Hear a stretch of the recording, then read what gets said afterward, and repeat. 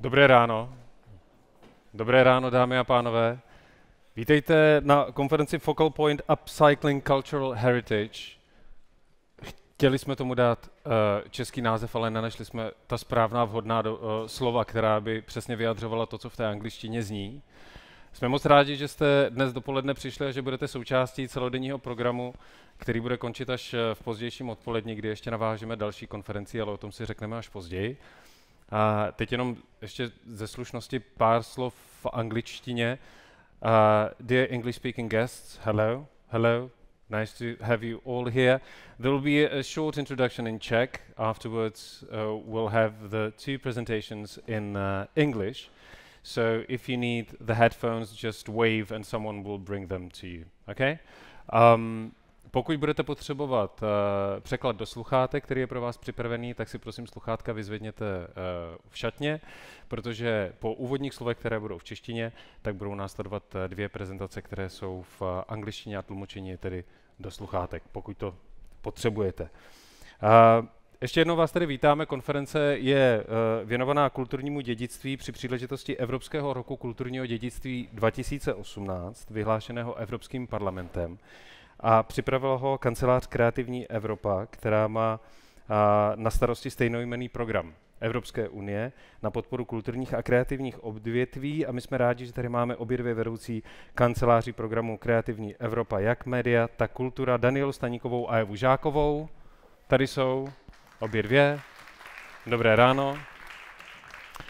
Obě dvě jsou vám samozřejmě k dispozici v průběhu celého dne, je to tak? Celého dne, tak abyste případně se s nima domluvili při zákulisních kuloárových debatách. Byly položeny některé otázky, které jsou napsané na úvod toho programu a myslím si, že je docela dobré se jim věnovat. Proč a pro koho pečujeme o kulturní dědictví? Co mohou paměťové instituce nabídnout společnosti a jaký je vztah kulturního dědictví a současného umění? Nejsou to úplně jednoduché otázky a také nepředpokládáme, že by byly zcela a jasně zodpovězeny díky této konferenci, ale minimálně stojí za to, abychom vedle toho, že plánujeme dálnice, mosty a další věci okladně dopravní infrastruktury, tak abychom se také zamysleli nad tím, co trvalejšího po nás zůstane, když vidíme, jak to s těma dopravníma stavbama je. Cílem dnešní konference je poukázat na nové přístupy v oblasti kulturního dědictví, na jeho propojení s uměním současným a především vás, zástupce kulturní sféry, inspirovat teorií i praktickými příklady z praxe, což je, myslím, to zcela nejlepší a nejdůležitější. Vedle informací o datech budou ještě příklady z praxe, což vždycky pomáhá. A kromě této konference, a tím navazujeme na to, co zaznělo v začátku, tak kancelář Kreativní Evropa připravila i dnešní akci, a to dneska večer od 18:30 plynule naváže na tuto konferenci akce Střet zájmu publikum kulturního dědictví, což je vlastně takový dlouhodobý trend konferencí, které se věnují publiku, což je vlastně víceméně ten hlavní příjemce informací, které by paměťové instituce a památkové objekty měly zohledňovat. Na pokladně divadla Archiv je možné si koupit vstupenky ještě i na večerní konferenci. Tak a ještě je potřeba zmínit věc, která se od jara musí zmiňovat, a to, že v průběhu akce se bude nahrávat a fotografovat. To znamená, že pokud by kdokoliv z vás měl s tím jakýkoliv problém, tak prosím své GDPR negativní zkušenosti hlaste dopředu. Tak a nyní úvodní slova, která jsou nedílnou součástí všech konferencí. Na úvod mi prosím dovolte, abychom přivítali náměstkyni pro řízení sekce legislativní a mezinárodních vztahů Ministerstva kultury České republiky, paní Petru Smolíkovou. Dobrý den. Děkuji za slovo. Dobrý den, dámy a pánové, vážení a milí hosté, čeští i zahraniční. Já mám potěšení pozdravit vás tady dnes jménem ministra kultury České republiky, pana Antonína Staňka, a měla bych zde uvést pár slov za Ministerstvo kultury jako za instituci, která se stará o kulturní dědictví z hlediska toho, řekněme, institucionálního a má svou nezastupitelnou roli v péči o kulturní dědictví. Samozřejmě ta Naše role je především zajistit finanční prostředky, ať už pro naše příspěvkové organizace a nebo i pro další subjekty, které kulturní dědictví spravují. Tato úloha se nám více či méně daří. Samozřejmě my jako zástupci ministerstva na to můžeme mít názor více či méně optimistický a ta oblast obvykle jak si konstatuje, že finančních prostředků není dostatek. Logicky finančních prostředků nebude dostatek nikdy, ale určitě, aniž bych chtěla samozřejmě tento aspekt jakkoliv zlehčovat, protože je to věc zcela zásadní a toto je opravdu zásadní rolí Ministerstva kultury v celém tom procesu. Nicméně určitě je dobré si pokládat ty otázky, které vy dnes, jak jsem si všimla, máte na programu a určitě bychom neměli zůstat nějaké setrvačnosti, ale je třeba reflektovat i ten současný vývoj. Já sice nemám ve své kompetenci na ministerstvu tuto oblast, nicméně samozřejmě jsem za prvé přítomna diskuzím, jsem součástí vedení Ministerstva kultury a za druhé jsem samozřejmě občan, který kulturní dědictví nějakým způsobem také využívá. A myslím, že ta vaše debata bude velmi zajímavá i třeba pro mě zcela laicky z toho hlediska, že se tady bavíme o tom, nebo mně se tady to jeví, takže se budete bavit i o tom, jak třeba více návštěvníků i přitáhnout fyzicky k těm kulturním památkám. Na druhou stranu už i celoevropsky řešíme ty problémy, že některá města jsou opravdu přelidněná, pokud jde o návštěvnost kulturních památek a měly by se vymýšlet nové modely, jak s tímto pracovat. Takže určitě těch otázek je mnoho.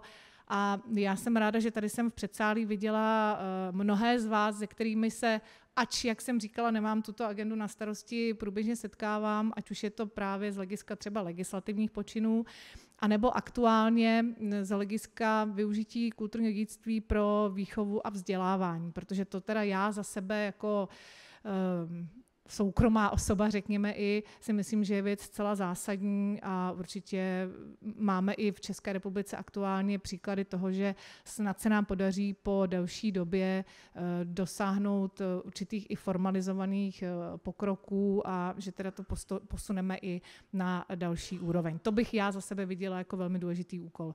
V každém případě vy jste tady odborníci, takže ta vaše debata určitě bude velmi přínosná a já předpokládám, že i my jako na Ministerstvu kultury budeme mít možnost se s těmi závěry setkat nebo s nimi pracovat, seznámit a přeji vám teda pěkný den, dobrou diskuzi a určitě vám, co jste přijeli i z jiných míst a nejste z Prahy, tak příjemný pobyt v Praze. Děkuji.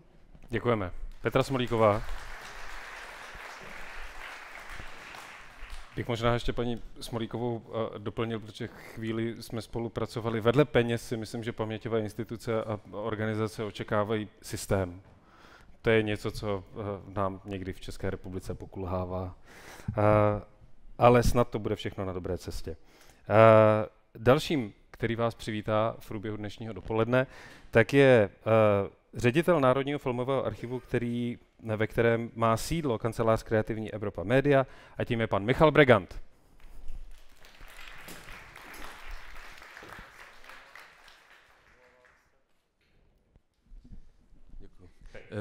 Dobrý den. Já jsem rád, že tady můžu promluvit jménem Národního filmového archivu, který je v České republice tou střešní organizací, která pomáhá kanceláři Kreativní Evropa realizovat všechny plány, které jsou, myslím, obecně známy a obecně považovány za velice přínosné. My tedy se snažíme vytvářet jak zázemí, tak zastřešení, ale Kreativní Evropa pracuje velmi samostatně a ty výsledky vidíme vlastně v dennodenní praxi. Co je pro nás důležité, je mimo jiné to, že Kreativní Evropa garantuje evropský rozměr péče o kulturní dědictví. Já se domnívám, že kulturní dědictví je spíše fenomén globální, nejenom evropský a už vůbec nejenom národní, že není možné redukovat pojem kulturní dědictví jenom do národních dimenzí, a že je potřeba vnímat ho globálně. A taky, že je potřeba ho vnímat dynamicky, protože kulturní dědictví podle mě není nějaký soubor předmětů, ale že to je spíš proces než stav, že to je potřeba vnímat v dynamice prostředí a jaksi zacházení s tím kulturním dědictvím, které, kdybychom to brali doslova nebo právnicky, tak bychom se ptali, kde jsou ti dědicové. Pokud to je dědictví, tak to někdo zdědil a ti dědicové jsou ti příjemci. A myslím si, že tohle je jeden z největších úkolů. Občas si můžeme připadat, že jsme přišli někam a rozhlížíme se, kde ty dědicové jsou a přemýšlíme o těch budoucích generacích, protože nejde jenom o péči o minulost, ale i o péči o budoucnost. A ta je právě v tom, že budeme zprostředkovávat a zpřístupňovat i to relativně čerstvé kulturní dědictví novým příjemcům. Tak, jak se svět komprimuje a čas zrychluje, tak si myslím, že i relativně nedávné kulturní statky, nedávno vzniklé kulturní statky se stávají součástí kulturního dědictví vlastně docela rychle a že patří k našim úkolům i to, abychom jak si nevytvářeli, byť nezáměrně, nějaké mezery v zaznamenávání aktuálního kulturního průmyslu, který se už dneska stává součástí kulturního dědictví.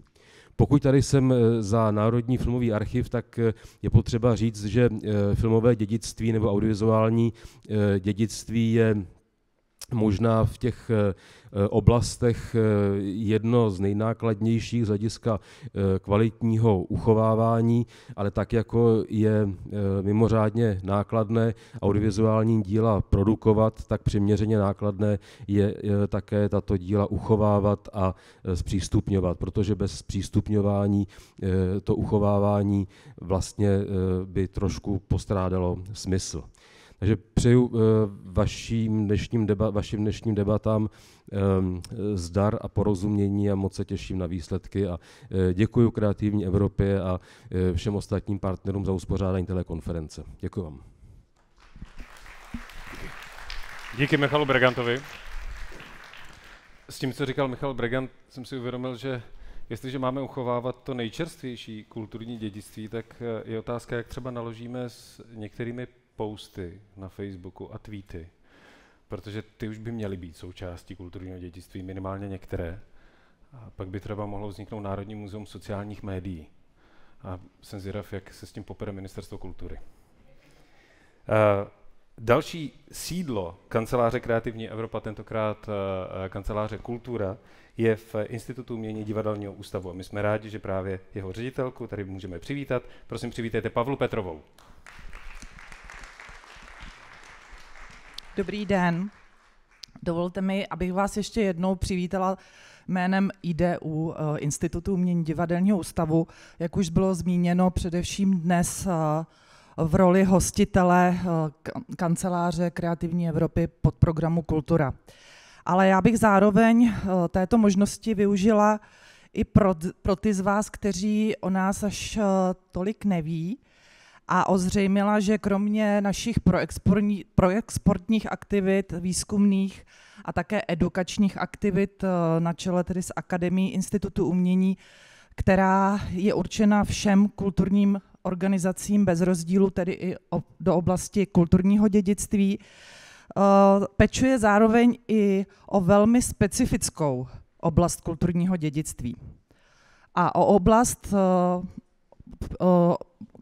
která ještě před 20 lety, podobně možná jako teď budou jednou v budoucnu sociální sítě, málo kdo o ní uvažoval jako o oblasti kulturního dědictví.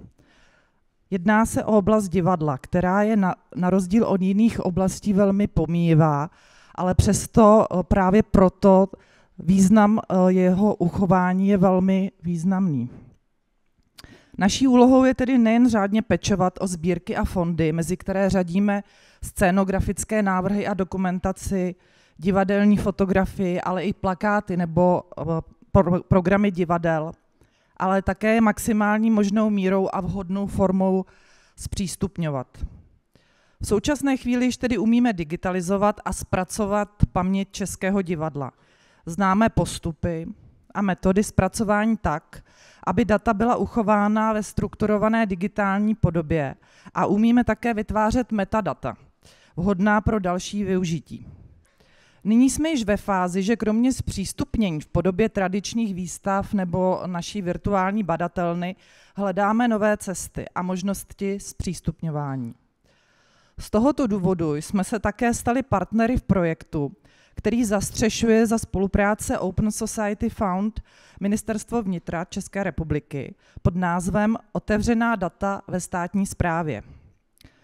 Smyslem projektu je vytvářet taková data, která budou nejen zpřístupněna uživatelům přes webová rozhraní, tak jak to všichni známe, ale technicky budou propojitelná s dalšími daty jiných subjektů a tím se efekt zpřístupnění ještě více unásobí.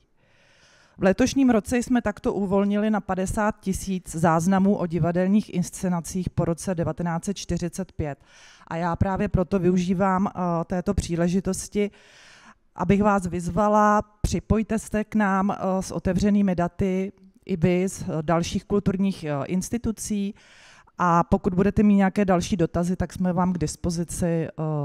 Přeji vám úspěšnou konferenci a děkuji za pozornost. Děkuji. Pavla Petrová, díky.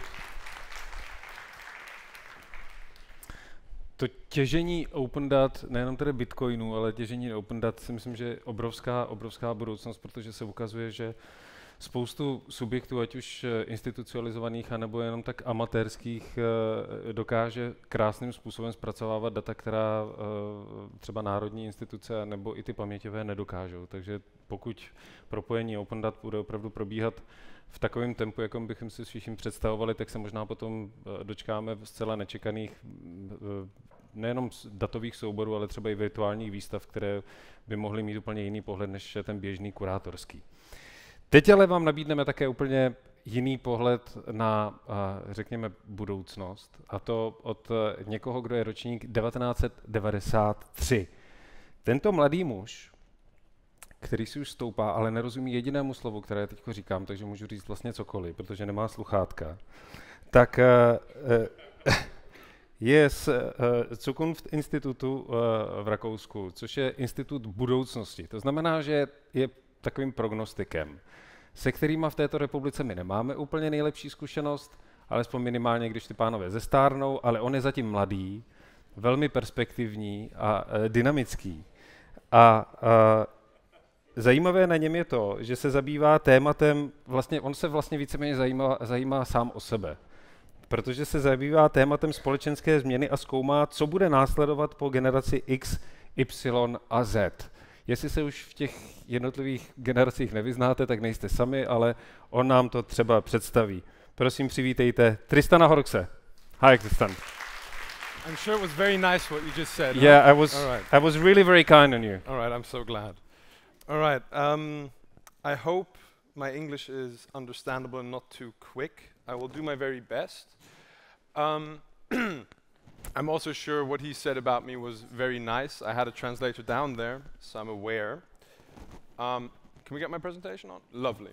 Okay, so my name is Tristan Horx, and I work in what we would call trend studies. And what I or my institute try to do is we try to understand how society and culture is working right now in order to be able to project it into the future. And a tool we use to do this is what we call megatrends. This is basically our way of looking at the world, our way of looking at trends. And today I would like to talk to you a little bit about how we see society developing, how technology and digitalization plays into this, and just give you a few trend tools so when you look at the world you kind of know actually what's going on. When we talk about the world, it's important to understand that we always need to make sure we are clear which category we are talking about. So we have here, as you see, it lined up from the smallest unit, which is the product, all the way up to nature, which is the biggest product. And when we look at the world and we see certain events, certain trends happening, we often have the tendency to think that they are way bigger than they actually are. This is what we would usually call hypes. So people overestimate the impact of something and then thus make incorrect conclusions. And megatrends, as you can see in red, move between technology and the market, also up to the product. And this is kind of the size of phenomenon we focus on because we can somewhat influence and shape these. Whereas the huge meta trends, which also work within nature and civilization, are forces we cannot control. So this is why we try to move in megatrends. And to show you how they look, this is what we call the megatrend map. And it looks like a train map, as you've probably noticed. And there are 12 megatrends. And the real interesting point here is that every time there are intersections, so every time a certain megatrend meets another one, that is when it becomes very interesting usually. And I will be talking about some of those later today. And if we zoom in, you can see there's a lot. I mean, this sadly is in German, but there are a lot of different trends. I think it's about 150. So it takes quite some time to get used to this way of thinking. But once you've figured it out, it can help contextualize the world. And these, as you can see, also have a lot of intersection points. So there's a lot of interesting trends, which is good news. These are the 12 megatrends. I'm just going to translate them really quickly for you. That is individualization, the gender shift, silver society, knowledge culture, so what's happening through the fact that information is no longer bound in books, but bound in data. New work, health, neo-ecology, so what you would classically know as basically, ecology and what the Green Party usually stands for. Connectivity, which is the technological part, where you always hear smartphones, AI, all that crap is connectivity. And this word also exists in English. It's called digitalization. And you hear this all the time. And we say digitalization is not a megatrend. Connectivity is, because it's the human need behind it.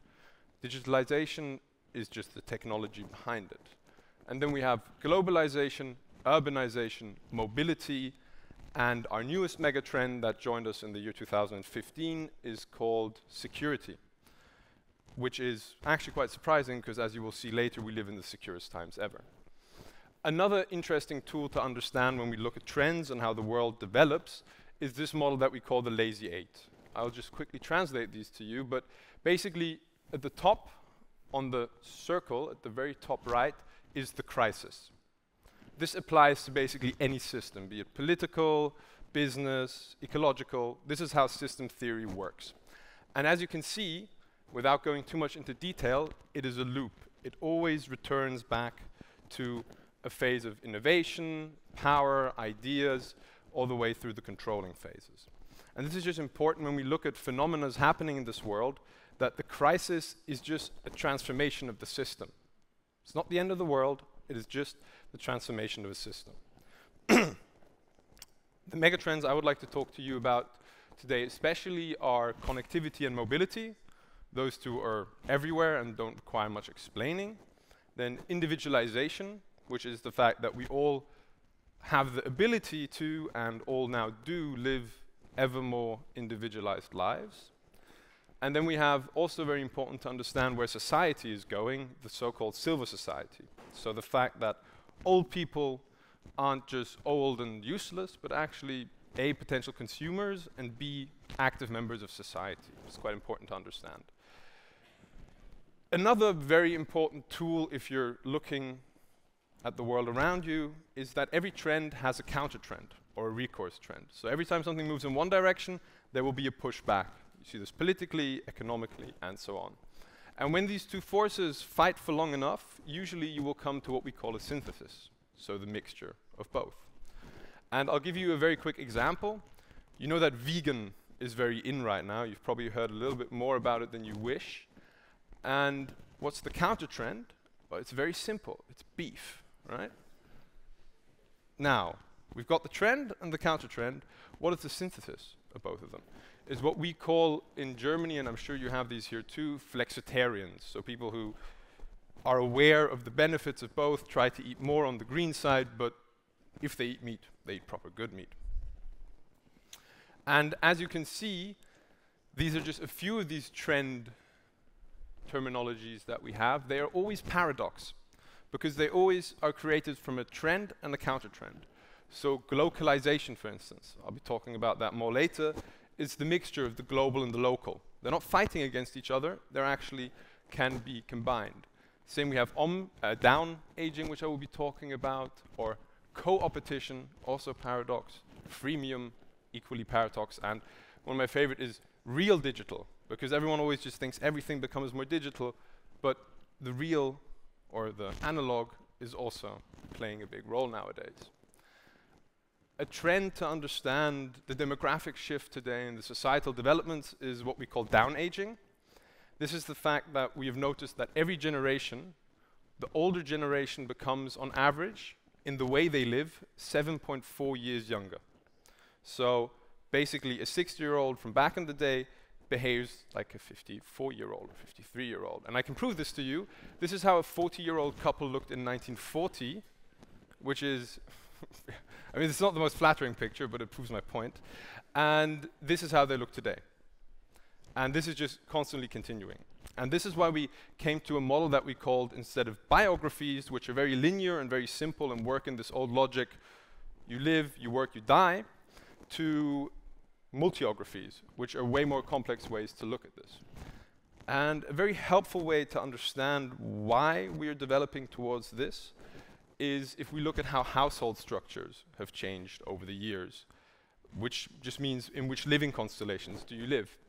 And you can see on the far right, we have extended families with, these are big families with many children, and moving towards the left, we have smaller families and living structures. The red circle, I'd like you to pay some attention to because this becomes more important as we go on. The only single households, the only people who truly lived alone in the year 1900 were either dead or widows and orphans. And now if we move towards, let's say, industrialization, you can see that living in a household structure with 2 or 1 children, reducing the family size is already happening. If we move onwards to 2020 and project how current numbers are developing, you can see this single household is getting very big. There's a lot of people who prefer to live alone, big families basically don't exist, and everything is moving towards single households or smaller household units. And there was a bit of a, in Austria at least where I live, there was a bit of a crisis some time ago where everyone was panicking and saying everyone's going to live by themselves and just be on their smartphone and no one's going to talk to anyone anymore, which we would say would probably look something like this, right? The atomized future. So everyone lives alone and is just digitally connected. This, and this is why I presented the trend tools to you at the beginning, is not the case. What is actually happening is that we have the counter trend, which we will call social recursion, which is just means that people are organizing their social lives not necessarily so much about the family unit, but humans generally want to be around one another. It takes a very long time to get rid of certain evolutionary needs. Now let's look at the individual life of one person through this phase. This is your individual biography in the year 1960. As you can see, till you're 20, you are in childhood and adolescent. Then you marry on average at the age 23. Also here you get your education. Then for 40 years you work the same job on average. And then you have a hot 5.5 years until you, let's say, fall out of the statistic.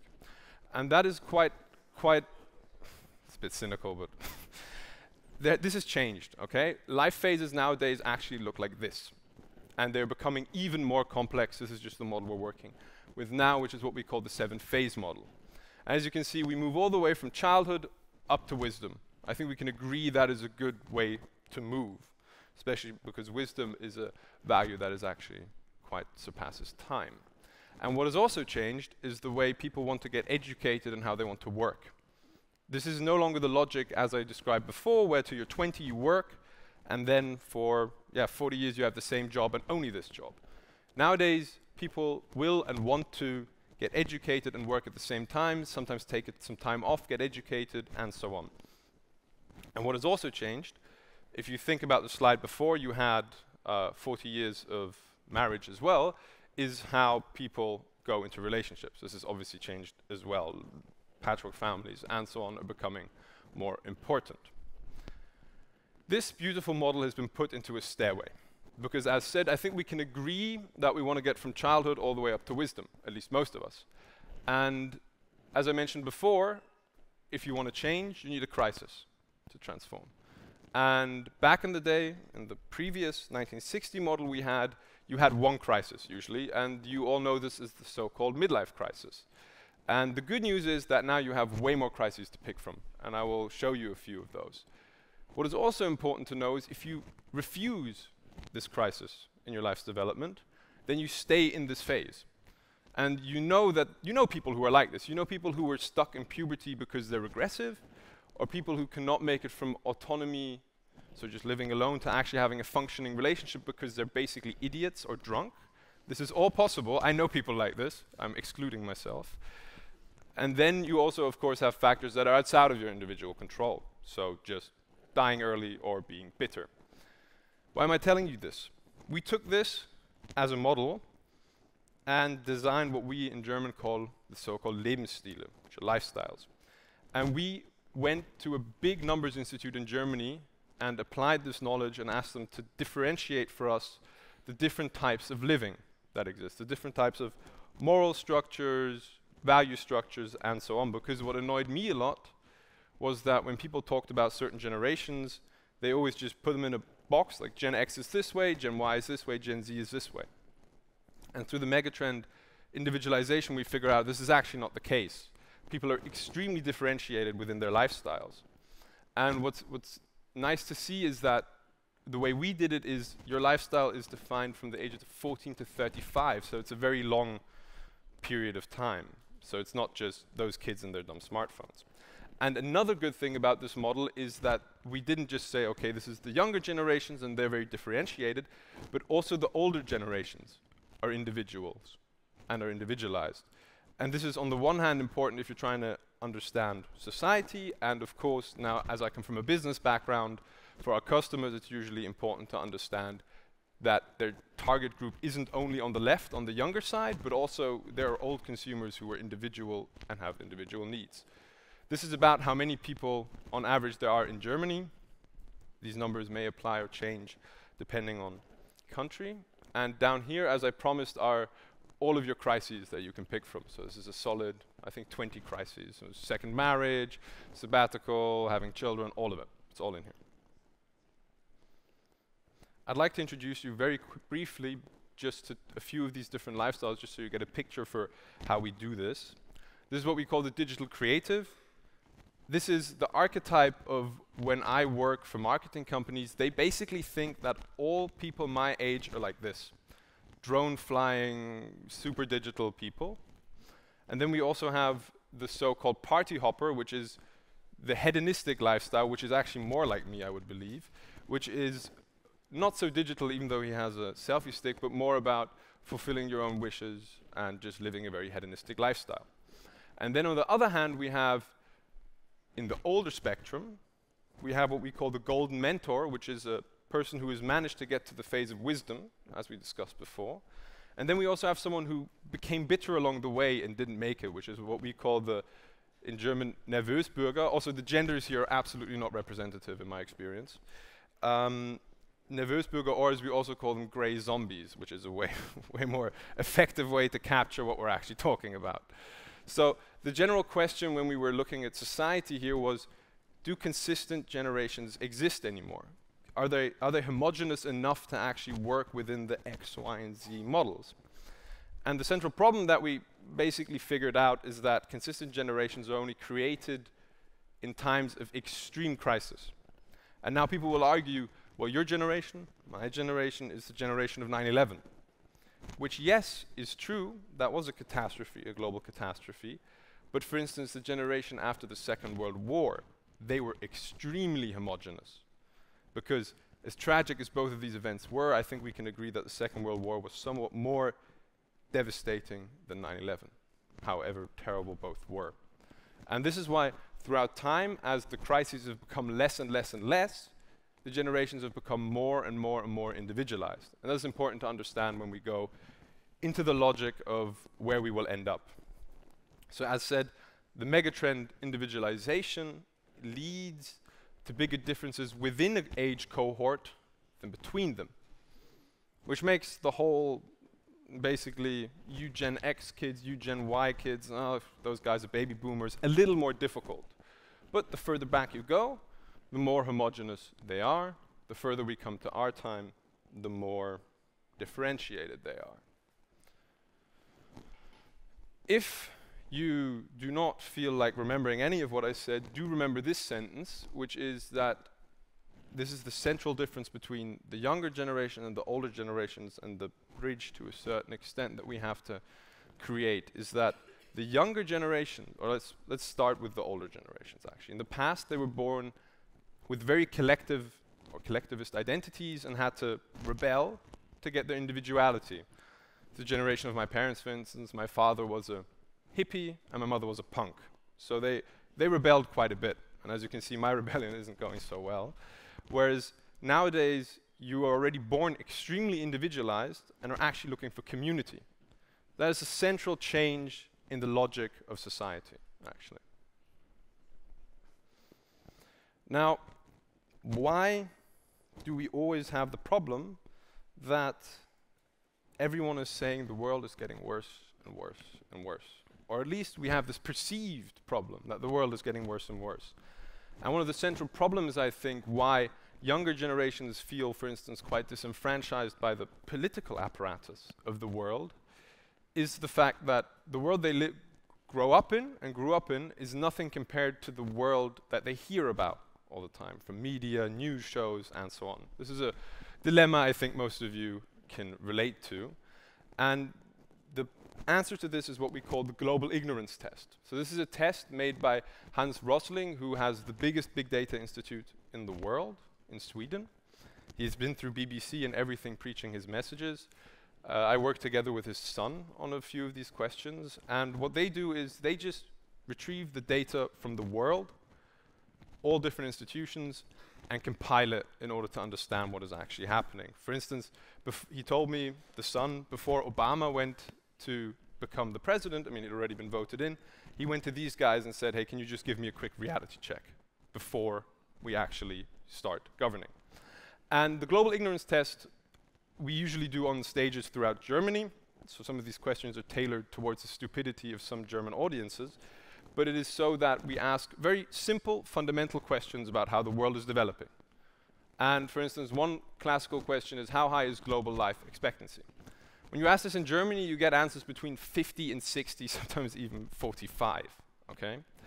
The correct answer is 70 years, is the average lifespan. This is because when people think about lifespan, the first thing that pops into their head is some flood they saw on the television somewhere. The next question is, how high is the percent of global illiteracy? So how many people are illiterate in the world? I asked this on the stage, in front of journalists. 80% guess 40%. I think 40% of the world cannot read and write. True answer is we're at fairly low 20s. Actually, by now, we're probably approaching the middle teens already. So you just see here how it is consistently developing into the correct direction. Another beautiful question that embodies why mass death is such a beautiful topic to get attention with is how many people have died in the recent years of terrible natural catastrophes. And the answer is you get to pick from have they doubled, have they stayed the same, or have they halved? Most audiences that I ask go for doubled or stayed the same. Of course, the answer is they have by more than halved. This is the development of deaths by natural catastrophes throughout the years. So you see, we live in a world that is actually quite moving to the correct direction and quite positive. And this is a question with which I always piss off German audiences, which I like doing a lot, which is which countries have the highest birth rates, Islamic countries or Christian countries? It's a very, in the political climate in Germany, this annoys a lot of people. You can already imagine what people think the answer is. And as you can see, this is the tool that they use. They're exactly the same. It has nothing to do with religion. It is a socio-economic question. You can see that children per woman perfectly correlate with life expectancy, basically. And what the interesting thing is about this tool that they developed, every of these little circles is an individual country. The size is the size of the population, and the color shading is which continent they're from. And as you can see, it has a time matrix, so you can go online to gapminder.com, put in any matrix here, and you can see how they correlate and how they develop over the years. This is just a way to test how we perceive reality and why this whole communicational stuff really isn't working, because the reality that we have is nothing close to the one that we are communicating about. Another of these beautiful topics was the population bomb, if you remember. This was a book that said that the world would end because we overpopulated. Of course, this didn't happen. We are going to end at between 10 to 11.5 billion people on the planet. And yes, this is sustainable. And the final question is, and I think by now you've understood how this works, how has global poverty developed? And of course, that has completely halved. So now that we have that out of the way, and that our global pictures are actually highly incorrect, or the way we at least perceive them, or the way at least the media perceives them and many other people perceive them, the irony behind this, of course, is that the worst results that we ever got at an audience was an audience of exclusively journalists, which really begs the question, the people who are disseminating the information have the least filter on how stuff is actually developing. And I thought that was somewhat depressing. Now let me introduce you to a trend that is slowly working against this, which is what we call globalization. So it is no longer the fight of the global versus the national or the local, as you've heard politically so often. It is the fusion of both, and this works through technology. Basically, the sentence is global connections, local roots. You can have both. You do not have to decide between the two. What I use an example for the social globalization element is basically Star Trek, which the principle is through our local differences, we meet in a global network, and the friction that is created through this, we can actually use as productivity. Now you have to remember, we have been trying this for maybe 80 years, okay? Generally, everything has been extremely homogeneous in working society in general. Then in the business context is generally everything, and this is my field of expertise, everything is moving toward network organization. So you know you have local strengths, and you know you can pick also the strengths from the fact that you're in a global network. It's very convenient. So we come from these old classical depressing terminologies, which you know is outsourcing, we're destroying the world, to what we would call nearshoring, which is actually a very positive thing. And this is happening in small and big scale around the world.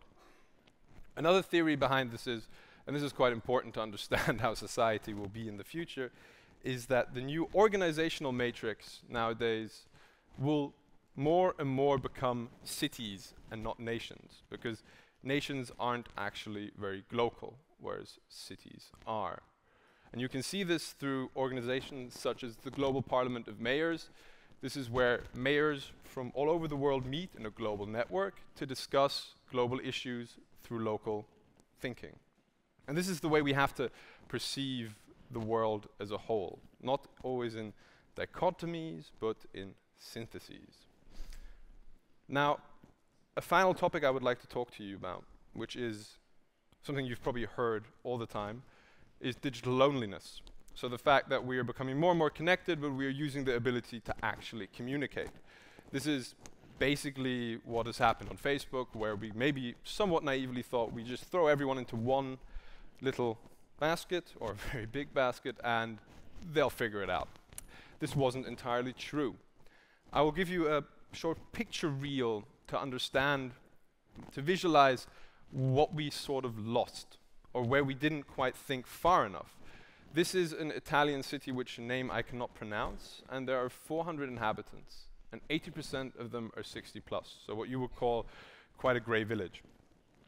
And the interesting thing about this village is they took a little time and actually went and made a little photo montage of what was lost, okay? So this used to be your old Wikipedia, this used to be Twitter, this used to be YouTube, still exists somewhat, Facebook, of course, then our old school WhatsApp.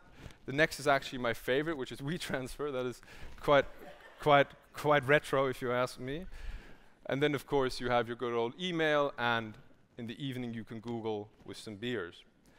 Why am I telling you this? Because the central thesis behind what is happening in marketing a lot, which I see because I work there a lot and bash them a lot, is that everyone thinks that the correct reaction to digitalization and connectivity is to just at all possible times shoot the customer or the person with stuff.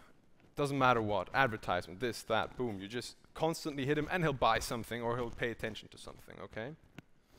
I believe this is actually crap, quite frankly. And slowly we are all developing something in the digital that I would call profoundly the bullshit filter. So people, especially younger people who have grown up with all these digital mediums and so on, they know when you're trying to screw with them, let's say. And they've developed a filter, which is why many companies come to me and ask, but we can reach our customers all the time, but no one's buying anything. And I'm saying because you're running straight into their bullshit filter. They can see that, let's say, an influencer with 4 million followers or whatever is just stealth advertisement. Most people figure that out pretty quickly. And then always my big problem is that then they come to me and they ask, well, how can we get around the bullshit filter? Instead of actually asking me how to build products that aren't bullshit. That's always a bit of a thing we then have to work out. The trend to deal with this digital constant barrage of messages and advertisement is what we call online. So it has a bit of a Zen note to it. And it just means that the overload of digital media has created a, as we said, trend counter-trend. So the overload of digital media has led to the fact that there is a new enlightened digital mindset, which we call online. And it basically consists of the fact that we make sure that the things that should be digital are digital, but the things that we need to be analog stay analog. So we don't always just try digitalizing everything all the time. This, as we have found out through painful process, isn't how us humans are wired. We're made to have social groups of around 100 people. 5,000 people just don't work as well, sadly. That's just the way it is.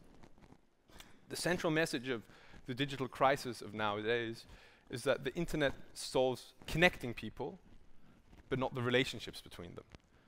And this was the central logical error to a certain extent that maybe some of us tech freaks made in our naive push to connect the world. And this is important because we believe as a societal think tank and a prognosis think tank that the future is created by successful relationships. So this is still the most important matrix, is still the between human ones, not the endless barrage of digital nothingness. And you can see our generation trying to relearn this. This is what we call the human connection movement. You meet random people in random cities, and all you have to do, it sounds very simple, is to sit in front of a person that you do not know and stare him directly into the eyes for 1 minute.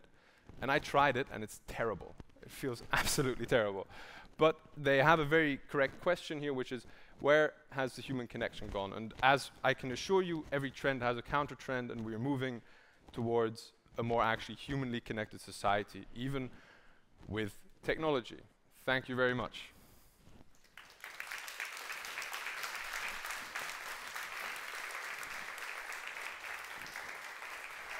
Thank you, Tristan. Was I too fast? I'm just thinking that probably, for example, in the underground, in metro, there could be one wagon with not ability to read or to listen to music. You just have to talk to people. An analog carriage? An analog carriage, exactly. What a nightmare, but I'd do it. No. Let's try it in Prague. We have a new leadership, so probably they could make it.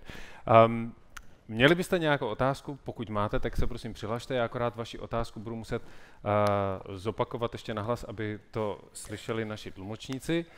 Takže pokud máte jakoukoliv otázku, a ještě tady máme takhle mikrofon, takže pokud máte otázku, tak zvedněte ruku, přihlašte se. Víme, že ta první otázka je vždycky nejhorší u nás Čechů, ale třeba to jednou prolomíme.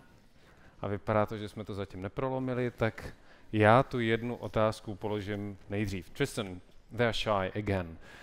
I was told that No, it's all right. It's all right. I can make it. I trust you. Yeah, I'm I'm half Greek, so I can go over that. You know what? Right.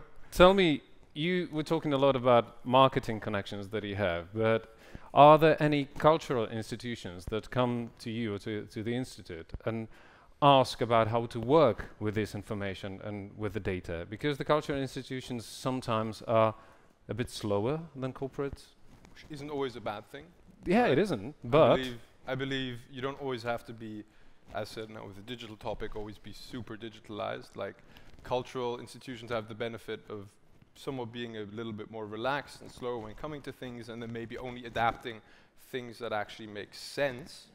However, what I would say is that most of these lessons come from system theory and thus apply to basically institutions of any sort. So I think actually inherently, if cultural institutions push through, which they obviously will because culture is the product of society, I think the slowness could actually be, if you use it correctly, actually its strength and not its weakness, as many people think.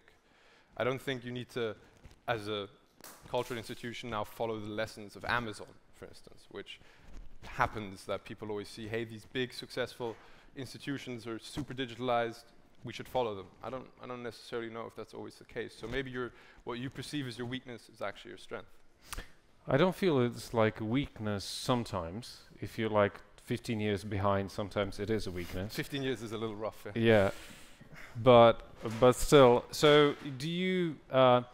Was there like an example of a cultural institution that you worked with that really could change the perception of itself towards the consumers, let's say, of cultural heritage? I mean, because you say that marketing is away from cultural institutions, right? But to a certain extent, and I know this sounds a little bit lame, but cultural institutions have a marketing problem.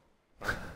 You have very interesting stuff, you just don't know how to communicate this correctly usually, right? So I remember I did I don't know if it's necessarily considered a cultural institution, but I did a speech at a church, who to a certain extent are a cultural institution, I suppose, and they had the same problem that they couldn't bridge the gap between analog and digital communications. So their idea as a church was to start Twittering, where I was like, are you guys crazy? This makes no sense. Don't do this. So yeah, it's always a question, I think, of taking a step back, which is obviously what I try to teach, right? Taking a step back, taking a distant look at your strengths and weaknesses, and then applying them. And I mean, to a certain extent, this is a cultural institution that booked me, so I can use the experiences here, of course, to answer this question better the next time. Cultural institution, church as a cultural institution, okay. It depends on the church. Okay, yeah, let's agree on that. And on the speaker. Yeah. All right, we have some bad experiences lately. Už se nestydí někdo, kdo by chtěl položit otázku, protože čas je drahý, my budeme muset pokročit, takže ano, hned to bude, vydržte, dostanete mikrofon. Jo, pokud můžeme zapnout mikrofon, ukažte. Jo, tak teď už možná. Pokud ne, tak zkusíme tento. Jo. Yeah. So I'd like to ask how to connect with younger generation if cultural organizations should step back, but how they communicate with younger generation who are thinking a little bit different way. I think the central lesson that has to be learned there is the fact that the modus operandi that most people are now at is, I want to reach younger people, I go via the internet. That is basically the logic. And what we've at least noticed with many companies and institutions is that now invading the real life space, so stuff like pop-up stores or pop-up actions are actually what works a lot better. Because, let's be frank, especially with cultural institutions, many young people have never had a proper interaction with them except maybe when their parents forced them to, which does happen once in a while. Whereas if you give them the ability to explore the analog side of it, which I believe is the strength of it, then I think you actually have a chance of reaching them. I don't think shooting them the 100th Facebook ad or Twitter ad or whatever is actually going to function. So I think the depressing truth is you have to go analog, not digital, which is your strength, so I think that's actually fine. Isn't it the synthesis, as you called it, like the using both in Well, a yes. proper way? I mean, you can advertise your pop-up online, right? That works. That works because you actually have a product that isn't bullshit that you're trying to push. So that again works, precisely. See, you're learning quickly. Damn. Oh, okay. You know, it's the wisdom, Mhm. as you told it. Oh, you're Because, not that old. but I came a bit earlier, not on the silver society. All right. All right. Thank you. If there's no other question, is there any other question? Oh yeah, now they are. Okay, let's go for them. Just a moment. We have to give you the right mic. So there was the first question there. If you can introduce yourself, please, if it is possible, if you're from some culture institution. Does it work? Yes, now it works. Ne, před chvilkou to fungovalo. Tak to zkuste říct a já to odpřednesu na hlas, jestli to nebude fungovat. Okay, so my name is Petra. I'm on sabbatical leave now. I'm working for any company. That's one of the crises, yeah. And I have two questions. One is, you have shown us the data. Where is the data from? Is it the global data, or are you talking about Europe and the US, or are you talking about the whole world? Do you mean of the global ignorance test? I mean, no, I mean the first part of your presentation, like the trends, you know, Mhm. so, because to me it looks that you talk rather about European society, I think the US and Europe. And another question is there any country where you focus on and where you see those trends are emerging first? I mean, globally. And the second question, which is totally different, I haven't seen there any trends on the growing role of disinformation.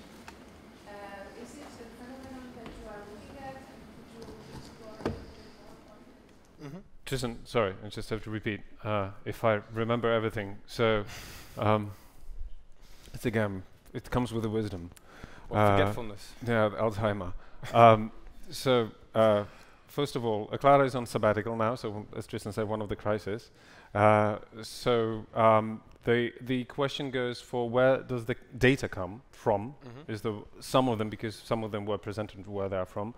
Then, if there is a country that can dig and use the data like in advance, or not in advance, but as like one of the first, and then also and that's a very good, interesting question. If there is like, where is the trend of disinformation? Mhm. Disinformation. I think is what it's called. Yeah, to the first part, the organizational matrix of when these events occur is industrialization, right? So industrialization has hit different countries, different parts of the world at very different times, and so thus in the development loop, they're somewhere very different. Generally, the thesis, though, is that this would apply to any country that goes through industrialization. May the speed then vary and however it develops. What was the second part of that question? A country. Your Alzheimer's contagious. Yeah, the country. It's infected. Yeah.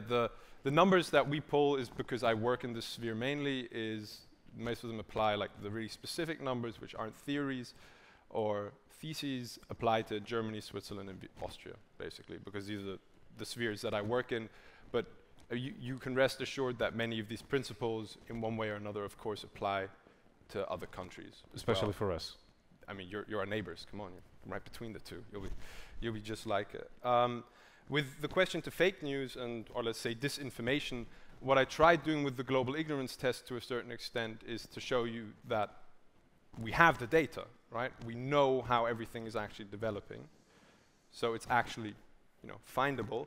The problem is that, at least in my opinion, is the fact that journalists as such, they have, as I explained before, actually the worst numbers of the reality that we live in. So I don't always think it's necessarily disinformation. It can also just be the fact that if you're a journalist and you live, which everyone does, I guess, in the economy of attention, you need to constantly fight for attention, right? And now you have the issue that through this, you are constantly trying to find stories that pull people's attention, which evolutionarily just are negative. It's just the way. The tiger you suspect and then isn't there is way better than the tiger you don't expect and eats you, right? That's a very simple evolutionary logic behind it, but so their minds, their perception of the world is getting warped by the fact that they are constantly having to report on this.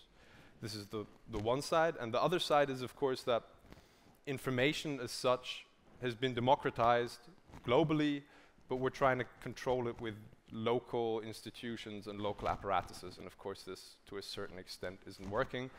But if you look into how, for instance, institutions and organizations are reacting to this, you can see that it's still in experimental phases, but there are many different types of media and information consumption types now that are trying to actually give you a certain non-biased opinion, because of course, if everyone is constantly hearing very, let's say, politically motivated stuff all the time, then as we are as humans, a need for neutral stuff does occur, and this is, as we can tell, I mean, most people are fed up with it. Now it's just the question of how do we fill this need, and I mean, companies, journalists, all of that are working on this at the moment, and I'm very positive that this disinformation is, as many things, just one of those crises that we require to transform and move forward. I think that's a very clear development there. And the country? What country would gather the information and try to apply them as soon as possible? That was one part of the question. From your experience, with the Scandinavians again? The Scandinavians are usually a little too far ahead, if you ask me. I mean, I don't want to be touting my own horn here, but the things that we, or I, let's say, preach, are used a lot in Germany, because that's just a place that is where I spend most of my time preaching, right? So that, to a certain extent, of course, everything I say is very catered towards that. But another country that I've noticed that is very good at using information and knowledge to change is actually Switzerland, which has surprised me because I hate the Swiss people, but for some reason they, as an Austrian, you have to hate the Swiss. But yeah. Okay, but like at least one part of Switzerland is okay for you, isn't it? Yeah. The German-speaking one. Yeah, just about. Right. But they don't really speak German. Don't get me started on that. Poslední otázka, protože musíme přejít k další prezentaci. Někdo se tam nahoře zvedal ruku? Ano, slečna.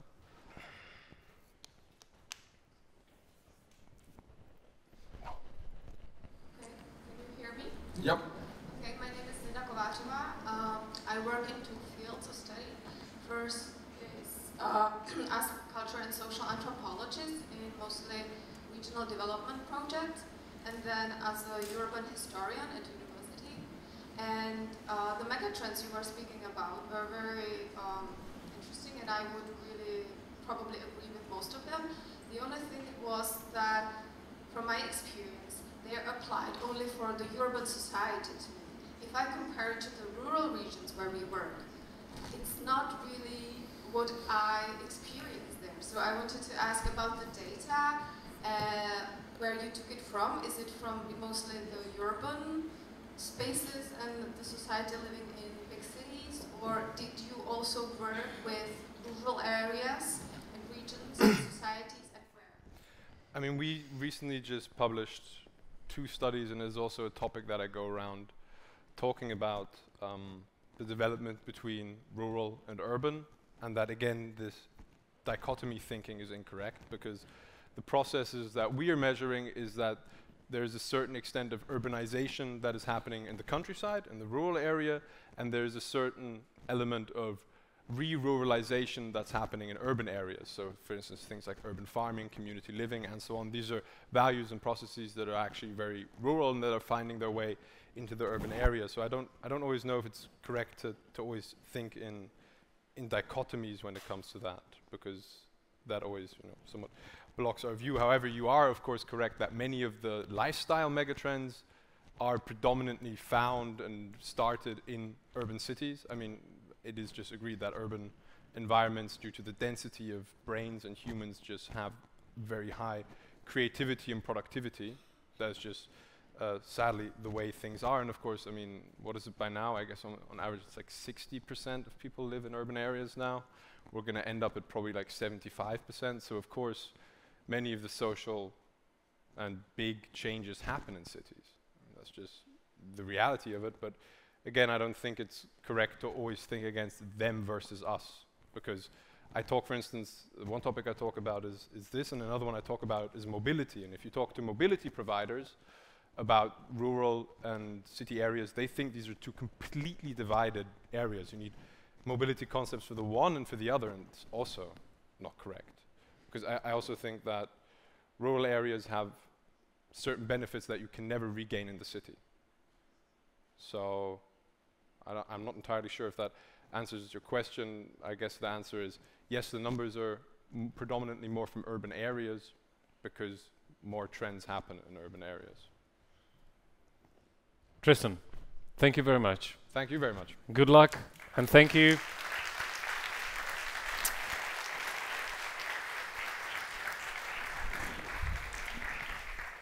I think that you can find Tristan's email address in the Institute, can't they, Tristan? Yeah, absolutely. Yeah, is that correct? Yeah, just send me a mail. Perfect. So if you need something, you can ask Tristan by email. Thank you, Tristan. Have a safe trip home.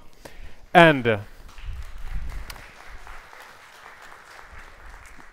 a teď prosím přivítejte muže, který předpokládám nebude používat tak často slova jako bullshit, screw nebo pissed off, protože je to vážený profesor kulturní ekonomie na International University of Languages and Media v Miláně a také hostujícím profesorem na Harvardu, muž, který se zabývá studiem hodnoty kultury v rozličných odvětvích počínaje podnikatelským sektorem. A tím mužem je Pier Luigi Sacco.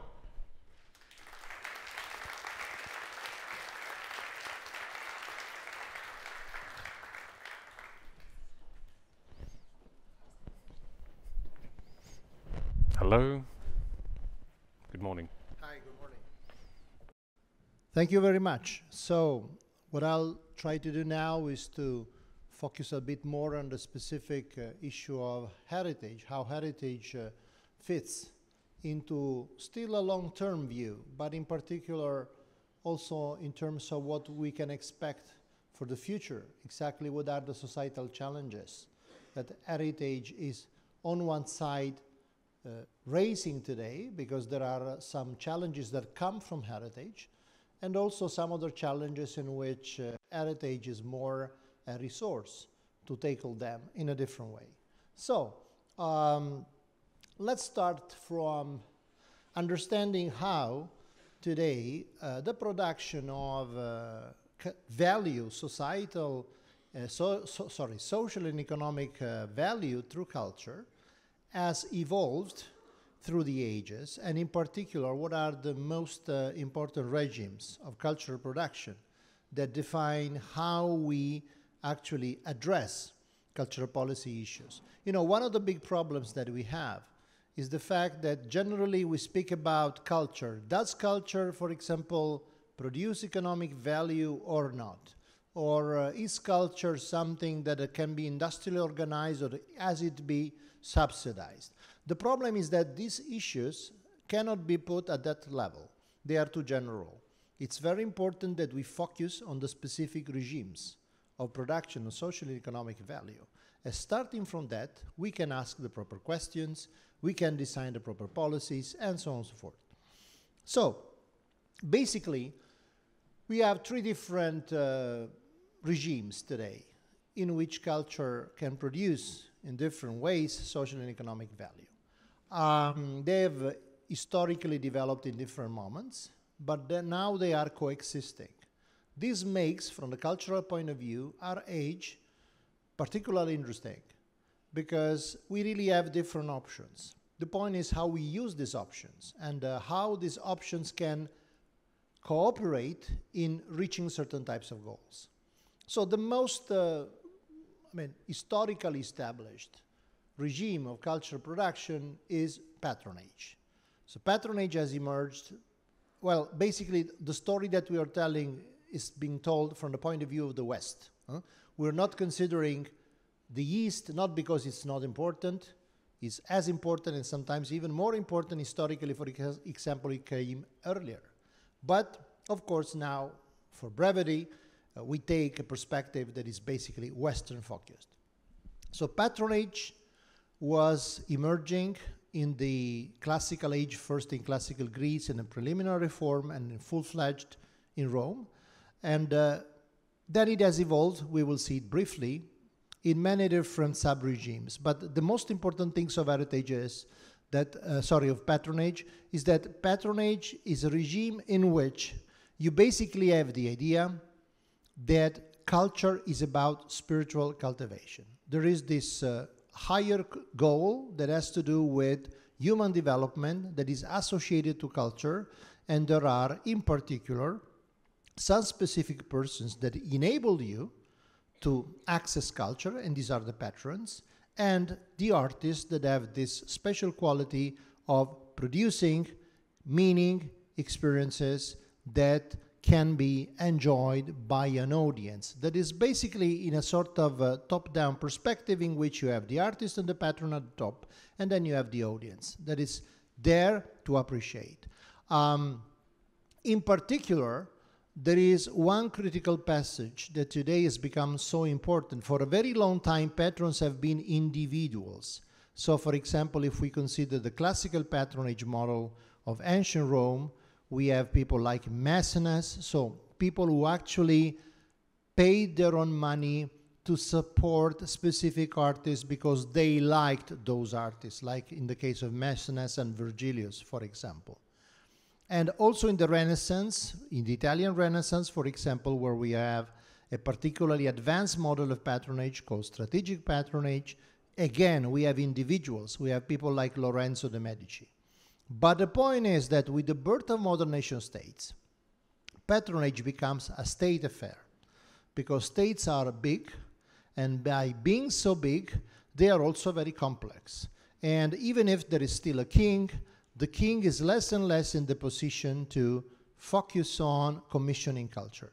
So the point is that the modern forms of patronage have to do with appointing specific experts, the gatekeepers, that decide what kind of culture can be patronized and what kind of culture cannot. And the culture that can be patronized is in some sense labeled as legit culture from this point of view, so it's what we today tend to call highbrow culture. Whereas lowbrow culture is anything that has to do with, let's say, popular culture or other forms that are not valued, that are not classified as worth to receive public funding, okay? So the highbrow, lowbrow distinction, from this point of view, is extremely important, but it's very important to stress that it's absolutely European. This is something that has to do with our own history. The modern nation states, as we know them, are born in Europe, and the notion of cultural policy, as it is today understood generally also in the global discourse, comes from this particular vision, which is European. That's very important to keep in mind, as we will see, because most of what's happening today is challenging in a very radical way this particular attitude, and this is one of the reasons why in Europe it's very complex for us to accommodate this and to fully understand the implications and also in some sense to adopt them. The second regime that is much more recent is basically emerged at the transition between the 19th and the 20th century are the culture and creative industries. The difference between patronage and culture and creative industries is that here we have an industrially organized production of content. And of course, the culture and creative industries have a completely different focus. So for example, whereas in the case of the patronage regime, culture is basically spiritual cultivation, here is mainly entertainment. And it's very much about the markets. And so in particular, the fact that since culture can be produced through specific market platforms, it also means that the ones that ultimately judge whether a certain type, for example, of cultural experience is good or bad, are customers, insofar as they are able to pay for this, okay? Why this new regime developed so late? Well, for a series of reasons, but there is a very strong social dimension, which is basically the urbanization that has been determined by the Industrial Revolution, and so the massive demand for entertainment, but also at the same time the technological constraint, because this can only become possible when you have technology that can reproduce content cheaply enough and effectively enough. And this also only happens, at the beginning, in the transition between the 19th and the 20th century. Think of the technology that made this possible. It's about radio, photography, film, recorded music, modern printing techniques. All this technology basically emerged historically in the same moment, very quickly.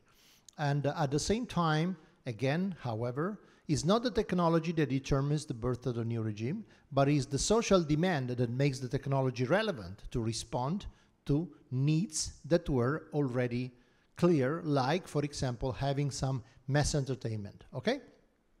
This new situation is particularly important because today is the focus. Today, if we reason in terms of what is, for example, the economic impact of culture, we mainly think of the culture and creative industries. By the way, which are the cultural and creative industries? Well, there are basically 5 cultural industries, which are cinema, publishing, radio, television, music, and what is the 5th one? Any guesses? It's video games. Because today we tend to think of video games as something that is outside the cultural sphere properly meant, whereas, by the way, it was the same for cinema when it initially emerged. But video games are, in all respects, a classical platform for the delivery of content, which is basically the experience in itself. And this is why they are, in some sense, analogous to cinema or music. Whereas the creative industries are things like, for example, design, fashion, food design today. So industries where you have a creative content, but also a functional need that has to be tapped into, like in the case of food or design, where, of course, physical comfort or nutrition are a consequence and not simply the aesthetic dimension of the experience. So this new regime of culture and creative industries has become very important, but the real point is that when we consider, for example, forms of cultural production that today are still inscribed into the patronage regimes, like the forms, for example, theater, for example, visual arts, where technological reproducibility is simply either not possible or not interesting, this does not mean that these forms have to be, let's say, penalized by the fact that they cannot be industrially organized. They are what they are for very good reasons. One of the reasons why, for example, today we need theater, or we need visual arts, or we need heritage and museums to explore ideas without having to cope all the time with market constraints is because this is the only way to be really innovative, to be really daring, to be really experimental. So these forms, even if need subsidization, even if cannot really compare in terms of direct production of economic value with the cinema industry or with the multimedia industry, are extremely important because they are like the R&D lab of our creative ecology, of our creative ecosystem. So it's extremely important to find not only the resources but the focus to subsidize the sectors that are still today inscribed into a patronage sphere, because they are basically the source of most of the conceptual innovation that is then translated into what happens in the culture and creative industries. But today we are witnessing the emergence of a new technological and social paradigm of production of social and economic value, which are the so-called open communities of practice. What is particularly important is that in the transition between the patronage and the cultural and creative industry regime, what the technology does is basically expanding dramatically the size of the audience. So the difference between theater and cinema is that in theater you have to be here. Otherwise it doesn't, I mean, even if it's, let's say, streamed as an experience, if you're not in the theater, in some sense you're not really into the experience proper, because it's really being there at that time. Whereas in the case of cinema, of course, you can circulate the same movie wherever, and this is not a loss in any sense of the authenticity or meaning of the experience. So Generally, what happens with the culture and creative industries is that you have this enormous growth of the audience, okay? But what is happening today with the third regime that is emerging of open communities of practice is that you're not expanding the audience anymore because you couldn't. I mean, you have already done whatever you could to expand the audience. But what is happening today is blurring the distinction between producers and users of content. The formula of prosumers does not really capture this because it's completely orientated towards a, let's say, retail, market-oriented kind of stuff, whereas here, what is happening is something that is happening from the inside of the system of production of cultural contents. And in particular, it really means that people are today spontaneously attracted by the idea of generating contents themselves and participating to a collective sense-making and narration. This is particularly important because it's generating new forms, and we will see in particular in the case of heritage, new forms of extremely transformational cultural practice whose implication for the production of social and economic value are enormous. In the patronage regime in particular, it's very important to stress that we are addressing, in some sense, relatively elite audiences. So this is very clear from the very beginning of patronage, where of course the small circles, the social circles of the patron were the only ones that could really benefit from the exposure to, let's say, the poet or to the musician or whoever was patronized.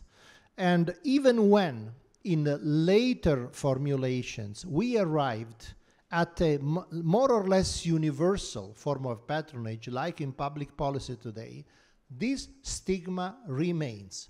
Still today, for many people, the idea of crossing the threshold of the museum, if not frightening, is however an idea that is a cause for concern.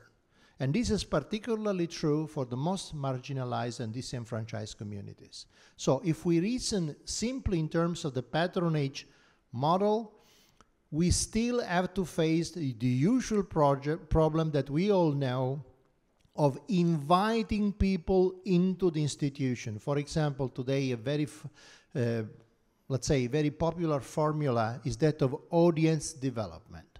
So expanding as much as you can your audience by more or less manipulating people into asking for more cultural experiences.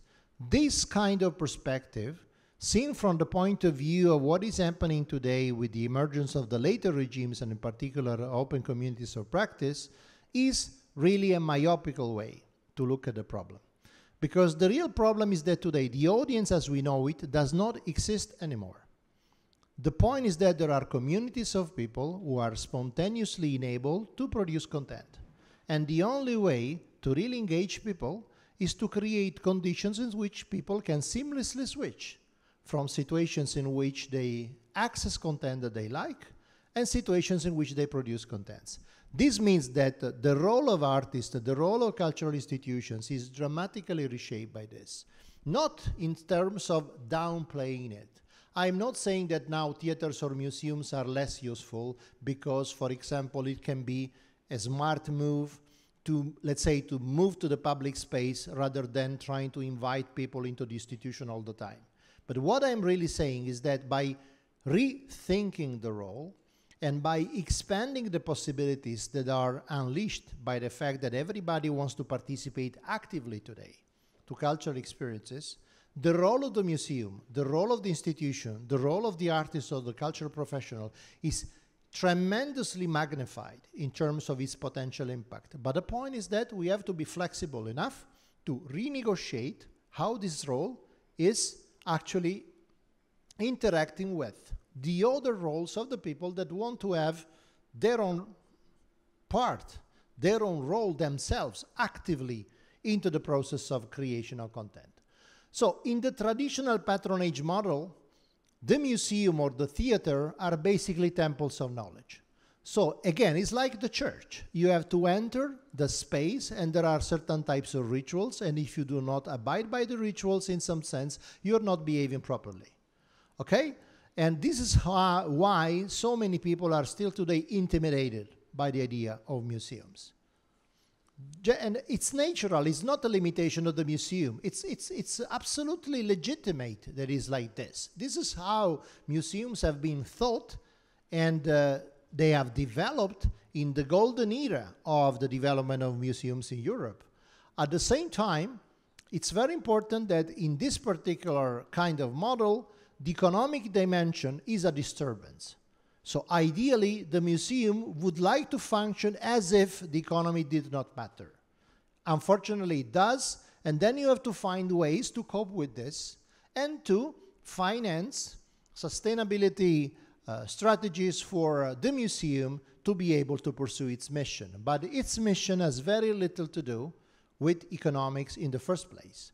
And as a consequence, when you switch to the cultural and creative industries, where you have a completely different perspective, which is completely market-centered, the museum becomes an entertainment machine. So the Guggenheim model. In this particular case, the museum is really one part of the more complex system of production of content, which is orientated towards the market, in which you basically expect that even if the museum is not making profits, because generally museums cannot make profits, they are not organized as companies, however, you expect the museum to be very effectively managed and also at the same time being able to engage and to entertain people more or less like it happens in the traditional cultural industries like cinema or like live music and so on and so forth. In particular, then, you have a relativization of, let's say, the research dimension of the cultural mission of the museum. So in the museum as an entertainment machine, it's not necessarily the case that the top priority is to, for example, produce path-breaking exhibitions that revolutionize the history of art of a particular period of a particular author. Is much more important that you are able to attract a significant amount of people around the project that still has some cultural value and consistency, but where the priority is how attractive it is, okay? What is happening now with this new regime that we could really call a regime of content communities is that basically you are not really addressing cultural institutions or, let's say, the market for contents and entertainment, but you're really addressing communities of people. This is somehow confusing from our point of view, because one could say, okay, but addressing community in the end is social service. It's not really about culture. I mean, culture is something that has to be produced in the proper place, in the proper way, with the real professionals. Otherwise, it's really like animation. It's not really something that has to do with serious culture. But this is the challenge. The challenge more and more is to transform community engagement, not simply into a way of keeping people focused, but on building on collective intelligence, on collective ingenuity, to develop truly new forms of creation of meaning, which are not generally confined to the individual artist doing certain types of things, but more and more with the co-creation that it's only possible when people are engaged in a new way, not simply to participate, but literally to co-create. This is extremely difficult, and still today we are at the very, very early steps. But it's very safe to predict that this will become one of the most important ways to create cultural content, cultural meaning in the close future. In this particular sense, this means that making people participate actively becomes a source of economic value and a social value in itself. So you have probably not, but if you have not, I really invite you to have a look at the new document of the European Commission called the New Agenda for Culture.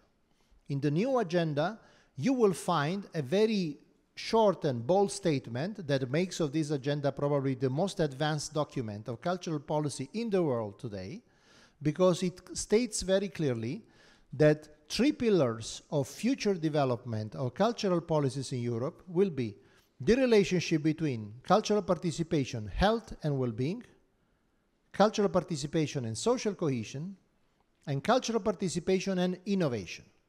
Because the point is that by engaging people as active participants and not simply as audience, what we are doing is building new capabilities that reflect in a absolutely so far overlooked ways into our capacity to generate better well-being and health for people, or to facilitate intercultural dialogue, or to create a better social environment for innovation. So for goals that lie outside the traditionally defined cultural sphere.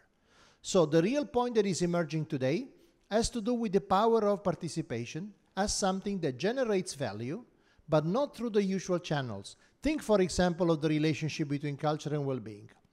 If I am able, through cultural participation, to keep, for example, elderly people out of the hospital and taking less medicines because they are socially engaged and cognitively engaged, how much is this worth in terms of economic impact? In an aging continent like Europe, probably even more than the value added of the whole culture and creative sectors. So you see that by not selling anything or not buying anything, but simply through the power that cultural participation has to transform behaviors, you have the possibility to create social and economic value in completely different ways.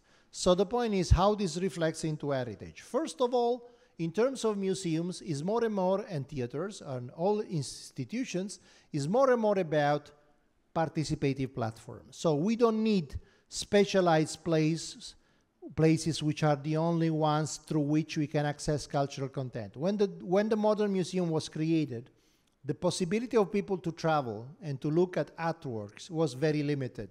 The educational possibilities of people were very limited. So the reason why the museum was there is because it was providing unique opportunities for access to people that otherwise had very little opportunities, and so it worked perfectly like that. But now we have exceptional possibility to travel, exceptional possibility to be educated. So the museum cannot maintain simply that kind of function, but must become more and more an enabler, as to create the conditions for people to develop the capabilities to do the next step, and not simply to go there and appreciate, okay? And in particular, this translates into the vision of heritage, that it's the real issue that we want to discuss today. So, in the traditional patronage perspective, heritage is about conservation. So if culture is basically about spiritual cultivation, and if artworks are, of course, the instruments through which we can cultivate our spirit, the mission of the museum, for example, is the conservation. It comes before everything else, okay? Because if the collection is lost or is endangered, that's basically the end of everything. When you move towards a new notion of heritage as the entertainment machine itself, of course, the emphasis changes completely, and you see the signs of this different mentality, for example, in what happens in certain heritage cities. It's happening in Prague, but it's happening in Venice, for example, at a spectacular scale. So the city really becomes a stage for a kind of entertainment-oriented tourism in which the meaning of what you're doing is secondary. What is really important is that you go there, you entertain yourself, you spend money, and if this transforms completely the meaning, the authenticity of the experience, it doesn't matter at all. The only thing that matters is that you are able to attract enough paying customers. But what is happening now is that a new notion of heritage is also emerging in terms of community sense making. So the very fact that we involve everybody in the production of content also means that we are changing the notion of heritage, and in particular what future heritage will look like. So the new situation brings about changes in how heritage is connoted, what it is, how it is produced, how it is experienced, preserved, and transmitted. In particular, there are many different levels at which this can be tackled, and we don't have the time to go through all of it. But I will give you some examples of how this new scenario is changing completely how we think about heritage and what heritage can do in a society today. So there are dimensions that have to do with the cognitive dimension, so basically how this has to do with our own understanding and appreciation, but also with the generation of knowledge, so the cognitive dimension in the two senses. From the social cohesion point of view, how society mediates this relation and adds up to the very constitutional notion of what heritage is, and then, of course, the cultural dimension proper. And there are the 5 aspects that I just listed, so how heritage is connoted, how it is generated, experienced, conservated, and transmitted. Just to make an example, one aspect has to do with mapping. So with mapping, we are now, for example, considering the intersection between the cognitive dimension and how heritage is connoted. So what heritage is and how do we understand what it is. So mapping has to do today with the fact that we are producing an enormous amount of content which is very heterogeneous, and basically there's no professional filter that can decide, as it was in the past, what is meaningful or what not, simply by maintaining a global perception of what is being produced. This is, for example, a map from Flickr.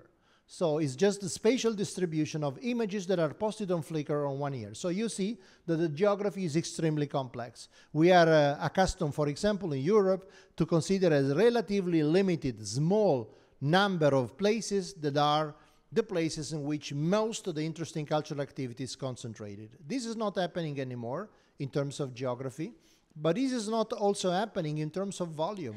Today, in 6 months, more or less, we produce the same amount of photography that has been produced since the inception of photography. And this is accelerating dramatically. So this means that, for example, the body of images that is accumulated today is far beyond human possibility, not simply of cataloging, but really of imagining. So the real point is that, first of all, one of the aspects that we have to consider is how to map this. And in particular, so what is the mental geography of the production of this content? You could object, okay, it's true, we produce a lot of images, but on the other hand, the problem is that most of these images simply are bullshit. Most of them are close shots of breakfasts or lunches or kittens. But this does not mean that in spite of this, many images today maintain a strong meaning beyond the meaning that they can have for the people who shot them, not when they are considered individually as single exemplary pieces of art, but when they are considered as bodies of content whose overall meaning is particularly important. Think, for example, of what happens today when a major event occurs. For example, we are just out of the American midterm elections. So you could say, what has this to do with heritage? One of the themes that emerged from midterm elections was the fact that for the first time, really, these midterms are showing that, for example, women are taking the center stage in political action in the US. Is this something that will translate somehow into heritage in the future? The answer is absolutely yes. The point is to understand how this is happening. Probably there will not be an exemplary artwork or photography or a journalist piece or whatever. It's the body of all the content that has been produced today as the reaction of what happened yesterday in the ballot urn that determines what is meaningful. And so it's the body, for example, of, let's say, tweets that were originated around this specific event that generates a new perception which has an extremely strong cultural value and is probably worth to be conservated into the future. So what I'm saying is that more and more it has to do with corpora of objects, knowledge, rather than single objects or single acts. There will be some few exceptional events also in terms of creation, that still will be important, but most of it will be about collections, which, for example, brings us to the notion of filtering. So filtering, for example, is still in terms of connotation, but in terms of the cultural dimension. So not simply conceiving what heritage is, but attaching to it cultural value. Filtering has to do with the fact that with this enormous amount of content around, we have to fix our attention on something or something else. What is determining how his attention is fixed? For example, by the choices that are made by people who are particularly influential. So, for example, opinion makers like former President Obama, or, for example, some artist or some expert that can guide us through certain types of content. So, for example, in terms of filtering, the traditional role of cultural professionals are even stronger than before, because even now that we have this enormous amount of content that is being generated, we need somebody who can guide us through this. So, for example, this is another dimension that is emerging in a very strong sense, but when we acknowledge that this is happening, then we have to ask, okay, but who is legitimated to filter for us? What kind of filtering should we admit or should we promote? So you see, these are enormous issues to which today we are not prepared at all.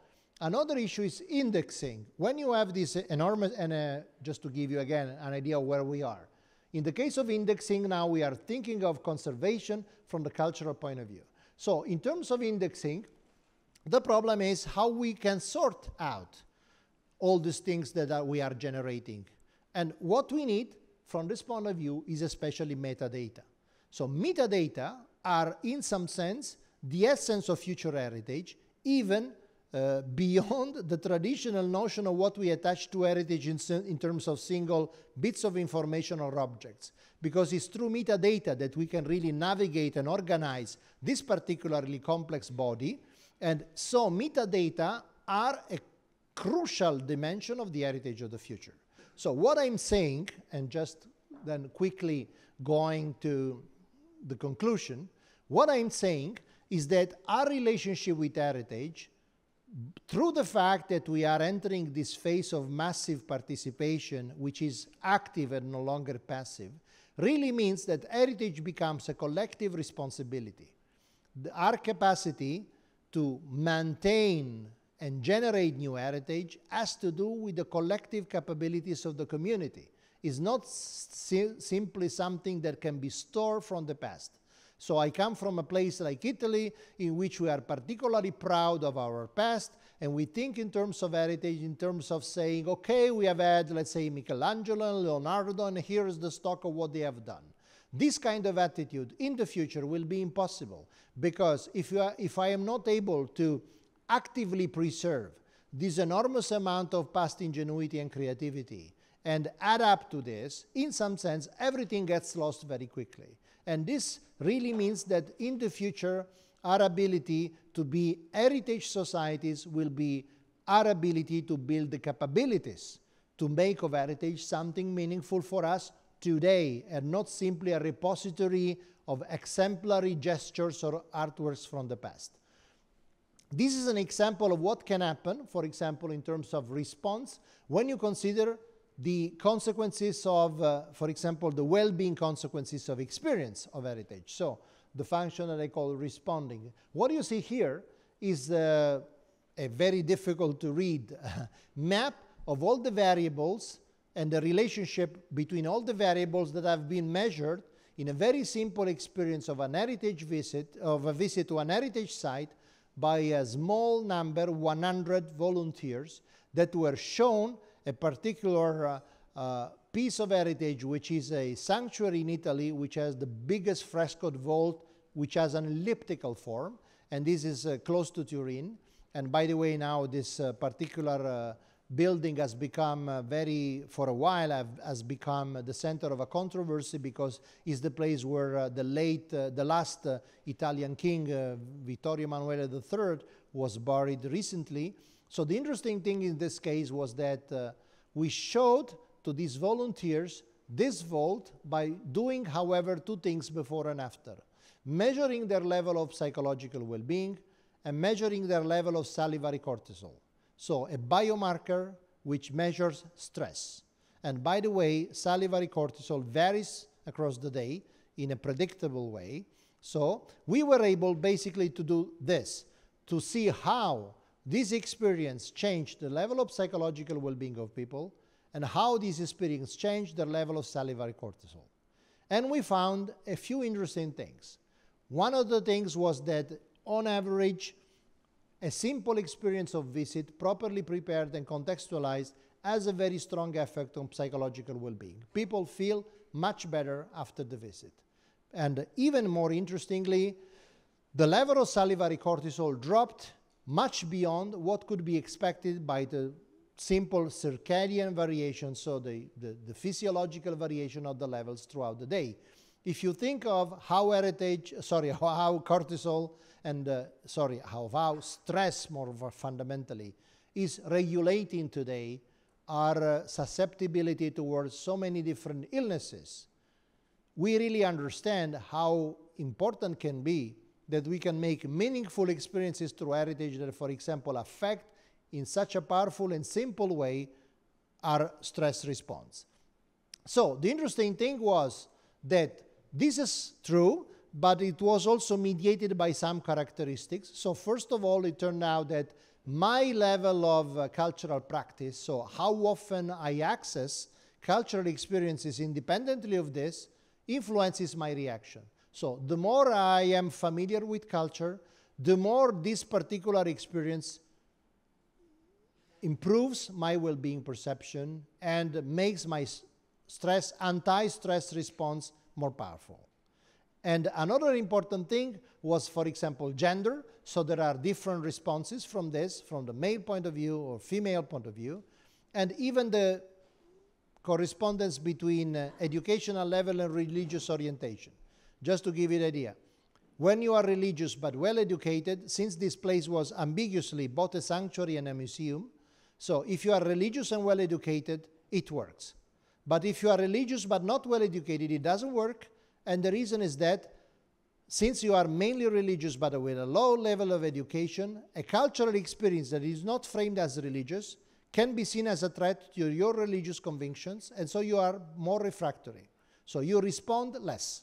So you see that this kind of effects can be extremely complex. But again, this is something that has to do with how heritage frames into our societal challenges, like, for example, cultural well-being. So the really interesting thing is that we are moving towards a world in which heritage is not simply a small little island that has to do with the few freaks that for some reason are interested in our past culture or whatever it is. It's something that is infiltrating the working of our society in such complex ways that we cannot really imagine fully today. So, for example, another issue is in terms of entitlement. So how can we defend our heritage? And for example, in the case of the ISIS distractions, for example, it was extremely important to appreciate how this changed in terms of how the local communities, for example, were socialized into the preservation and the active participation, for example, in the excavation campaigns that were leading to the establishment of certain heritage sites. So again, if the community is entitled to do this, and so feels responsible directly, this changes a lot in terms of our capacity to actually protect heritage. So, and to wrap up, the point is that today we are moving towards a situation in which the heritage agenda is crossing different agendas that so far we have not been accustomed to think could be related, like the agenda of health or like the agenda of social cohesion.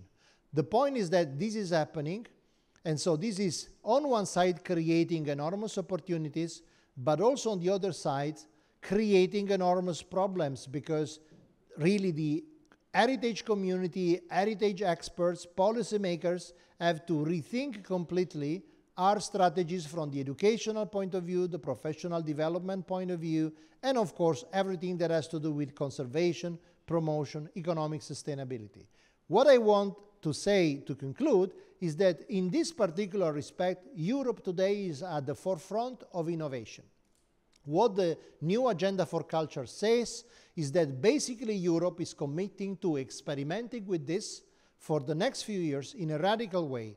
This means that we will have opportunities in the European programs, and not only Creative Europe, but also, for example, Horizon Europe in particular will focus a lot on this, but there will be also an extreme attention towards the experimentation that the member states and the single regions and the single cities will do in this particular respect. So I really invite you to consider this as a very important and potentially very exciting field of opportunity to build new possibilities, also professional opportunities, to involve communities in a different way, but especially to bring heritage at the center of the agenda of policies of Europe in a fundamental way. Thank you very much.